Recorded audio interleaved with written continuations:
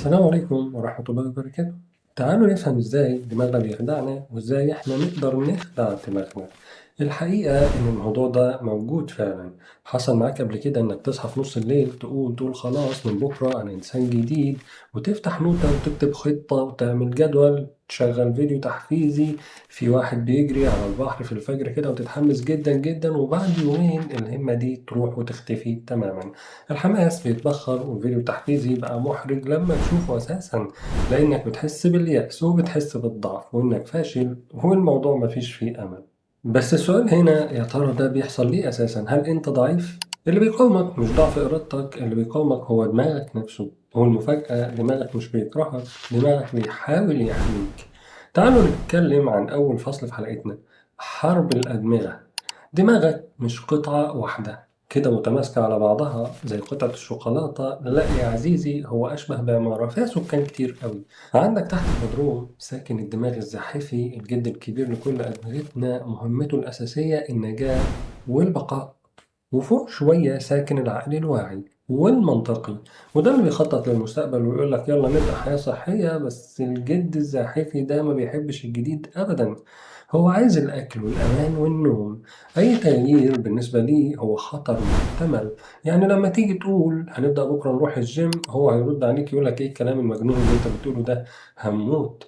في كل إحساس بالخوف أو الكسل أو الشك بعد أول يوم حماس، ده مش لأنك فاشل، ده لأن الجد الزاحفي رفع كارت الإنذار الأحمر وقال لك خد بالك أنت بتعرض نفسك لخطر. وفي الجزء التاني من حلقتنا هيكون عن اللوزة الشريرة والطيبة في نفس الوقت.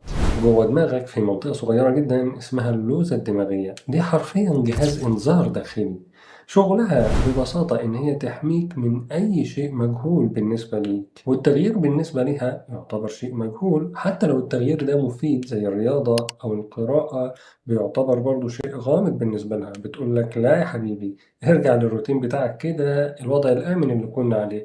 تبدأ تحس بالقلق والملل وفجأة تفتكر إن عندك حاجات أهم تعملها، ده كله عشان ترجع للمنطقة الآمنة بتاعتك، العادات القديمة واللي أنت كنت ماشي عليها.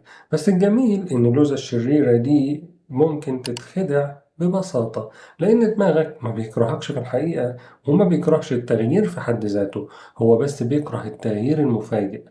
الجزء الثالث من حلقتنا ممكن نتكلم فيه عن فن خداع الدماغ. لو عايز تغير عادة بجد، ما تحاربش دماغك، اتفاهم معاه. ابدأ بحاجات صغيرة لدرجة إن دماغك ما يحسش بيها أصلا. دقيقة واحدة مشي، سطر واحد كتابة، صفحة واحدة قراءة، الدماغ هيقول إن دي حاجة بسيطة ومش مؤثرة قوي.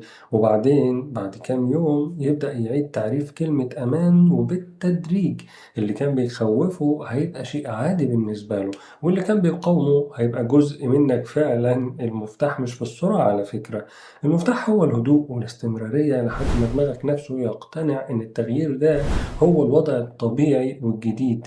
وفي النهاية دماغك مش ضدك، هو بس بيحاول يحميك بأساليب قديمة جدا اتبرمج عليها من أيام الديناصورات. بس دلوقتي أنت عندك المعلومات، فاسأل نفسك إيه التغيير الصغير اللي ممكن تبدأه النهاردة من غير ما تحسس دماغك بالخطر. اكتبوه بقى في الكومنتات، يمكن تكون دي أول خطوة في رحلتك للنسخة الجديدة منك يا عزيزي. سلام.